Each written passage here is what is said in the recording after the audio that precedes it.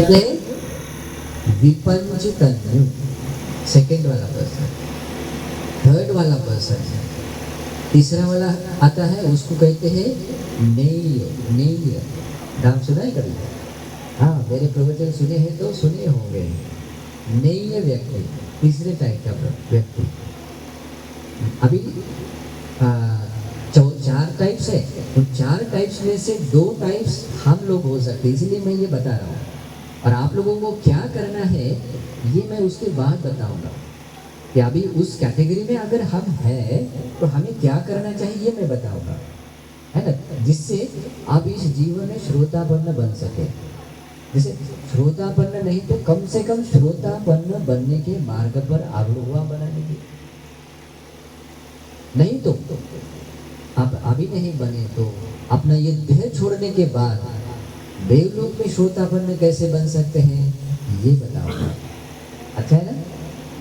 हाँ, ये उपदेश अच्छा है। अगर ये बात आप लोगों को समझ में आए तो बहुत कुछ है, फिर आपका जीवन कहीं पर भी स्टॉप हो जाएगा, वो जीवन खाली नहीं जाएगा, आपका जीवन सार्थक और धन्य हो जाएगा। ठीक है, तो नेय व्यक्ति की कैटेगरी में आया हुआ व्यक्ति का क्या नेचर होता है? अभी उसको ऐसे नेय व्यक्ति को जब कभी, जैसा नेय व्यक्ति है अपने जैसा कोई व्यक्ति वो भगवान की शरण में आता है या भगवान के संपर्क, भगवान के श्रावकों के संपर्क में आता है और फिर उनकी सेवा करता है, उनकी सेवा करता है, उनको जो जो लगता है, जैसे भोजन है, वस्त्र है, वो देता है, उसकी कुटिया को, बिहार को झाड़ू लगाना है, जो भी करना है, सेवा कार्य करता है। और सेवा कार्य करते करते धर्म श्रवण करता है। धर्म श्रवण करते उसे कुछ पल्ले नहीं पड़ता है ना? अभी प्रवचन सुन रहे हैं लेकिन बोध नहीं है, श्रोतापन्न बनना ऐसा कुछ नहीं है, लेकिन सुन रहा है। 1 बार सुना, 2 बार सुना, खाली मतलब कल ही सुना था बाकी बस हो गया, ऐसा उसको नहीं लगेगा क्या? नहीं, पिछले संडे सुना था, अभी संडे नहीं सुनूंगा, ऐसा उसको नहीं लगेगा। उसके भीतर हमेशा ये भावना रहती है, अरे मुझे धर्म श्रवण करने के लिए मिले। वो हमेशा सोचता है कि कैसे और कहाँ कब मुझे धर्म श्रवण करने के लिए मिलेगा, और उसके लिए हमेशा वो मौका देखकर धर्म श्रवण करता रहता है। तो उसमें आता है बार बार धर्म श्रवण करता है। अभी बार बार धर्म श्रवण कर रहा है फिर भी रियलाइज नहीं है, साक्षात्कार नहीं है, फिर क्या करता है? बार बार धर्म श्रवण कर रहा है, ये दिमाग में नहीं बैठ रहा है ना, तो उस शुद्ध उपदेशों को, उन बुद्ध वाणी को क्या करता है? चांट करता है, उसके अनुसार सज्जायना करता है। चांटिंग, सज्जायना यानी कि उसका पाठ करता है, जैसे सामने रखकर पाठ करता है। जैसे कि पठित समुत्पाद सूत्र है, अविद्या पच्चया संखारा, संखार पच्चया विज्ञान, विज्ञान पच्चया नाम रूपम। तो इस तरह से क्या करता है? पाठ करता है, चांटिंग करता है। और चांटिंग करने के बाद फिर भी उसके अभी कंप्लीट अर्थ समझ में नहीं आया, फिर जाकर गुरु के पास जाता है। अभी ये सब आपको करना है। ओके, मैं उस व्यक्ति का स्वभाव बताऊंगा, आप लोग अगर उसमें से लग रहे हैं तो वो आपको करना है, क्योंकि उसका रिजल्ट आप श्रोतापन्न बन सकते हैं। उसके रिजल्ट के स्वरूप में आप 100% श्रोतापन्न बन सकते हैं। तो इसलिए आपको ये करना है। मैं ये उस व्यक्ति का स्वभाव बता रहा हूँ। वो क्या करता है?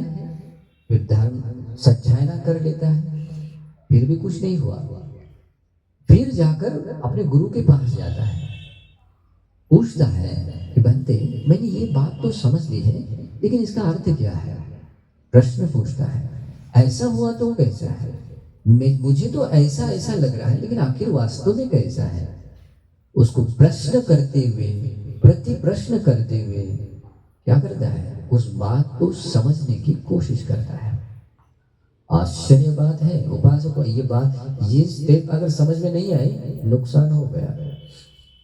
धर्म के यथार्थ मतलब अर्थ को यथार्थ रूप से समझ लेता है, समझने के लिए सारे रास्ते अपना लेता है। तो क्या करता है, प्रति प्रश्न पूछता है।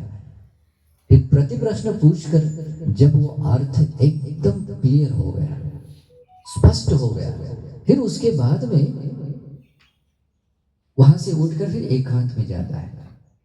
फिर एकांत में जाकर चाहे चंक्रमण करते हुए या आंखें बंद कर बैठते हुए या खड़े रहते हुए या ऐसे लेटे हुए, जैसे भी हो, जनरली दो चीजें करना अच्छा है। कौन सा? या तो चंक्रमण करते हुए, नहीं तो ध्यान लगाकर बैठना चाहिए। और इस तरह से दो स्थितियों में जनरली क्या करता है, चिंतन करता है।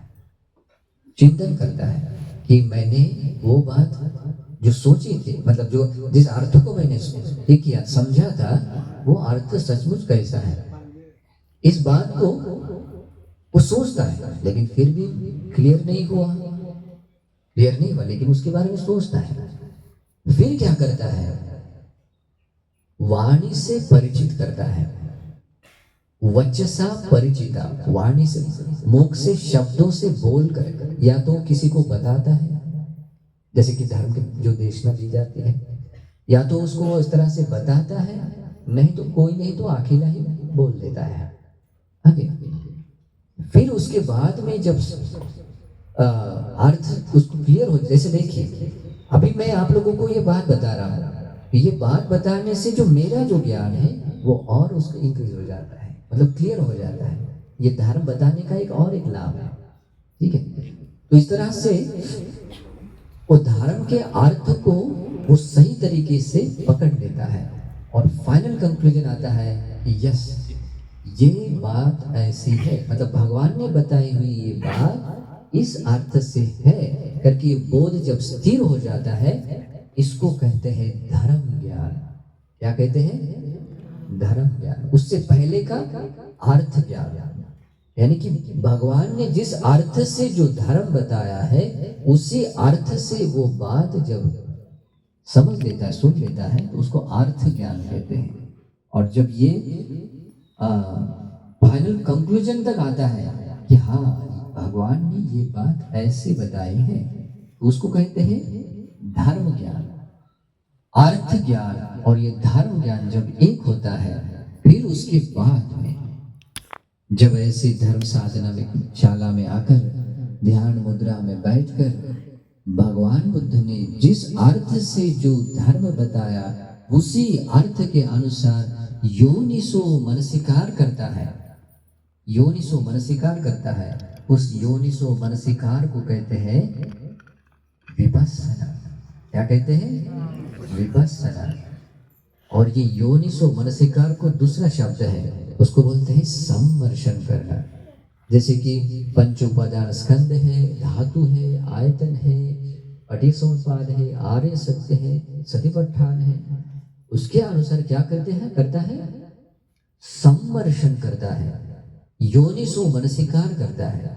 और योनिसो मनसिकार से जब उसको क्लियर समझ में आता है ये धम्मा हेतु भव, जिस धर्म को देख रहा है, चाहे रूप हो, चाहे वेदना हो, चाहे संज्ञा हो, चाहे संखार हो, जिसको मूल करके वो देख रहा है, वो समझ रहा है कि ये बात हेतु से है, हेतु है इसलिए ये बात है, हेतु नहीं है ये बात नहीं है। इमस्मिन् असति इदं न होति, ये हेतु नहीं है तो ये बात भी नहीं होगी। जब क्लियरली समझ में आता है तो होने से ये उसका होना है, उसको कहते हैं उदय। क्या कहते हैं? उदय ज्ञान। और हेतु जब दूर हो जाता है, तो हेतु जब दूर हो जाता है तो क्या होता है? वो भी नहीं होता है ना, निरुद्ध हो जाता है। तो उसको जब व्यक्ति योनिसो मनसिकार से उसके उदय को, व्यय को जानता है, इसको विपस्सना का दूसरा ज्ञान कहते हैं। उदय वय ज्ञान। क्या कहते हैं? उदय वय। और वो व्यक्ति इस तरह का उदय वय ज्ञान से जब उसी प्रकार योनिसो मनसिकार करता है, विपස්සना करता है, भावना को बढ़ाता है, भाविता है, बहुलिकता है, ज्ञानिकता है, मतलब इसी तरह से भावना को बढ़ाता है और बढ़ाते बढ़ाते जान लेता है, अरे ये रूप अनित्य है, वेदना अनित्य है, संज्ञा संखार विज्ञान अनित्य है, यद अनित्यं तं दुःखं। जो अनित्य है वह दुख है, जो अनित्य है दुख है, यानी कि दुख में बदल सकता है, विपरिणाम स्वभाव का है। इसका मतलब है वो स्थिर नहीं है, हमेशा के लिए नहीं है। उसको वो मेरे अंडर कंट्रोल कुछ नहीं है, उसको मैं मेरा नहीं कह सकता। जब ये रियलाइजेशन हो जाता है कि उसको मैं मेरा या मेरी आत्मा नहीं कह सकता, अनात्म है। ये बोध अनित्य दुख अनात्म का बोध जब ऐसा स्थिर हो जाता है तो उसको कहते हैं भंग ज्ञान। क्या कहते हैं? हाँ, और भंग ज्ञान हुआ व्यक्ति श्रोतापन, उसको क्लियर समझ में आता है कि दुख क्या है, दुख का कारण क्या है, दुख का कारण कैसे दूर हो जाता है, और दुख के कारण को या दुख कारण को हमेशा के लिए नष्ट करके या दुखों से मुक्त कैसे हो सकते हैं, ये भी उसको समझ में आता है, उसका मार्ग भी क्लियर समझ में आता है। और वो व्यक्ति बनता है श्रोतापन, सकदागामी, अनागामी या अरहंत। तो ऐसा ये व्यक्ति होता है। इस व्यक्ति को क्या कहते हैं? नेय व्यक्ति कहते। भूल गए? हाँ, मैं ये सारे कैटेगरीज बता रहा हूँ नेय व्यक्ति को। अभी ये मैंने बताया, अभी मैं एक चौथा व्यक्ति बताऊंगा, फिर उसके बाद में अपने